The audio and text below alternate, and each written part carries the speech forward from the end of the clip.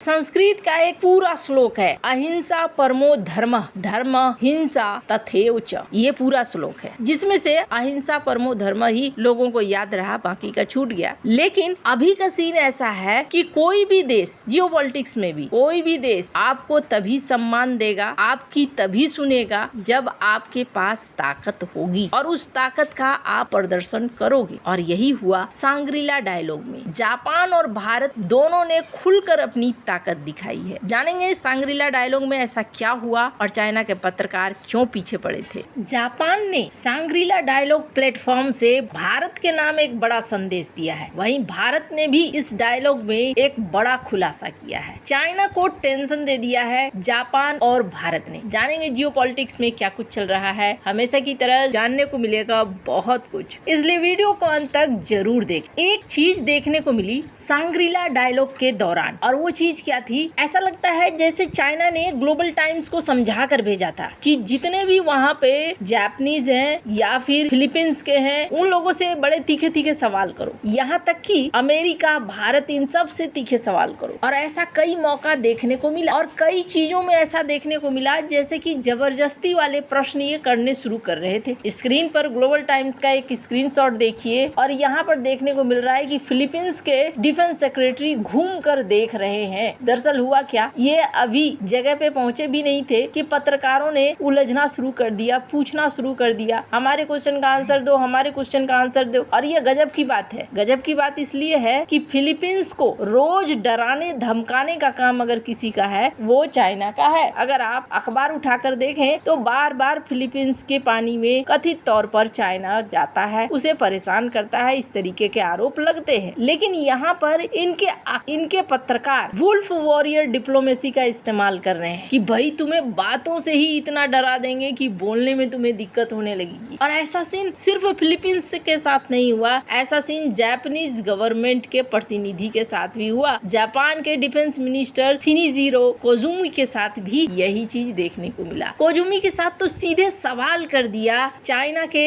तरफ से। स्क्रीन पर इस वीडियो को सुनिए। I had the opportunity to have a frank and fruitful discussion with my Chinese counterpart. I am feeling sad that we were unable to have the opportunity to have a meeting this time. But again, we keep the door open to talks. I remain committed to communicating with the countries concerned, including China, for the peace and the stability in the region and of the world. Some of you may have heard the term New Militarism, but nothing further from the truth. Think about it. There is a country that has a huge arsenal of nuclear weapons and strategic bombers. Japan has neither of such weapons, and yet Japan is labeled new militarism. Isn't it strange? Since the end of the Second World War, video है, लेकिन आपको body language में बहुत सारी चीजें समझ में आएगी। जिसमें प्रश्न क्या था, आप माफी कब मांगेंगे एशिया के देशों से। अब किस बात की माफी? माफी इस बात की कि कभी आपके दादा परदादा ने विश्व युद्ध छेड़ा था, नरसंहार किया था, तो उसकी माफी कब मांगोगे। ये वाला सीन तक आ गया। और ऐसा नहीं है कि सिर्फ मामला यहीं तक रहा। अमेरिका के रक्षा मंत्री के साथ एक प्रश्न किया चाइना ने। स्क्रीन पर इस वीडियो को सुनिए। You just mentioned in your speech that during President Trump's historic visit to China, the two countries have agreed upon a new definition of China-US relations, which is constructive strategic stability. So, what's the implication of this new definition for US-China military-to-military relations in particular?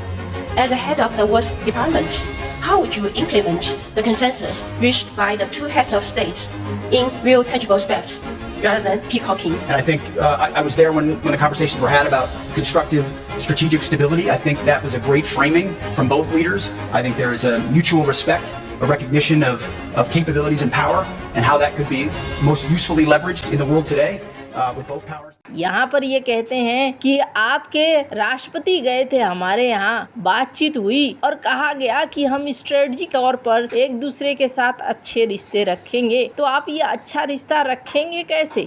अब ये सवाल क्यों किया गया? ये सवाल इसलिए किया गया क्योंकि हेगसेथ जब अपना भाषण दे रहे थे, उन्होंने चाइना को काउंटर करने के लिए सभी का आह्वान किया। उन्होंने फिलीपींस का जिक्र किया, उन्होंने जापान का जिक्र किया, उन्होंने हर उस देश का जिक्र किया जो तो देश चाइना के प्रति अपनी नीति को थोड़े आक्रामक बना रहे हैं। खैर, इस पर गोल मटोल सा जवाब दे दिया हेगसेथ ने, लेकिन इतना जरूर तय था कि सोच कर बैठे थे चाइना के पत्रकार या चाइना के प्रतिनिधि कि हमें घेरना है। ये होती है वुल्फ वॉरियर डिप्लोमेसी, जिस तरीके से ये इस वक्त सांग्रीला डायलॉग में उतरे थे, आक्रामक तौर। खैर, अब जहाँ तक बात है जापान की, तो जापान ने जवाब दिया और कहा ये जो आप हम पर आरोप लगा रहे हैं कि हम नया सैन्यवाद फैला रहे हैं, ऐसा नहीं है। हम सिर्फ अपनी सुरक्षा की कोशिश कर रहे हैं। जापान के पास न तो परमाणु हथियार है और न ही बॉम्बर है। जापान अपनी जो भी रक्षा क्षमताओं को बढ़ा रहा है वो ट्रांसपेरेंट है, सभी को दिख रहा है कि किस तरीके से हम बढ़ा रहे हैं। हम चोरी छिपे कोई काम नहीं कर रहे हैं, जापान ने इस बात को कहा। अब इसी बीच जापान ने एक और स्टेटमेंट दिया और वो स्टेटमेंट था क्वाड को लेकर। स्क्रीन पर इस वीडियो को सुनिए।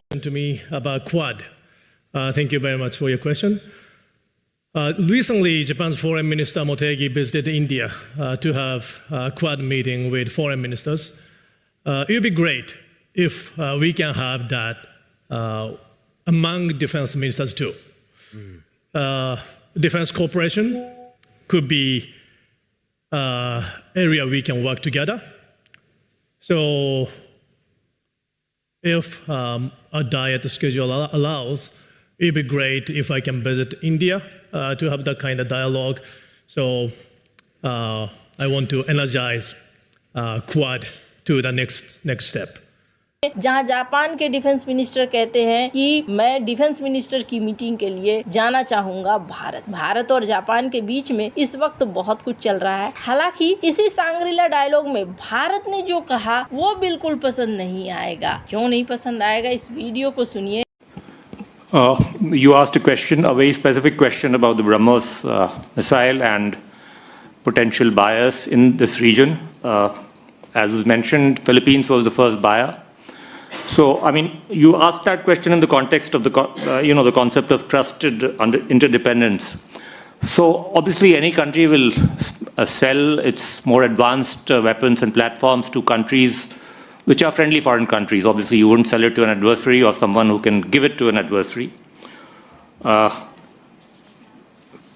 My understanding is that with both Indonesia and with Vietnam, the deal is यहाँ पर भारत ने एक बड़ा बयान दिया है जो इस वक्त हेडलाइन बनी है कई चाइना के मीडिया की। भारत ने यहाँ पर सीधे सीधे कहा है कि हाँ जी, हमारा वियतनाम के साथ ब्रह्मोस मिसाइल का एक्सपोर्ट समझौता हो गया है। भारत के रक्षा सचिव राजेश कुमार सिंह ने इसकी पुष्टि की कि वियतनाम के साथ समझौता हो गया है और इंडोनेशिया के साथ भी इसी प्रकार का सौदा अंतिम चरण में है। ब्रह्मोस जिसके नाम से टेंशन में आ जाते हैं भारत के पड़ोसी। भारत और रूस द्वारा संयुक्त रूप से विकसित सुपरसोनिक क्रूज मिसाइल और इसकी सबसे बड़ी विशेषता इसकी तेज गति, सटीकता और टारगेट पर प्रहार करने की क्षमता है। जहाज से, भूमि से, विमानों से इसे प्लेटफॉर्म पे दागा जा सकता है। चीन को टेंशन क्यों है? वियतनाम और चीन के बीच साउथ चाइना सी में लंबे समय से विवाद है। यदि वियतनाम के पास ब्रह्मोस जैसी तेज एंटीशिप मिसाइलें आती है तो चीनी युद्धपोतों के लिए जोखिम बढ़ेगा। वियतनाम की नेवी मजबूत होगी। दक्षिण चीन सागर में चीन की सैन्य स्वतंत्रता कुछ हद तक सीमित हो जाएगी। भारत केवल हथियार आयातक नहीं है बल्कि अब निर्यातक के रूप में उभर रहा है। वियतनाम और इंडोनेशिया जैसे देशों के साथ सुरक्षा सहयोग बढ़ रहा है। चीन भारत की सीमाओं पर दबाव बनाता है, लेकिन अब भारत उसकी तरफ दबाव बनाना शुरू कर रहा है, जो बेहद खास भी है, बेहद जरूरी भी है। आपको क्या लगता है इन सब मामले में? आपकी क्या राय है? कमेंट कर जरूर बताएं। जल्द मिलते हैं अगले वीडियो में नई खबर के साथ।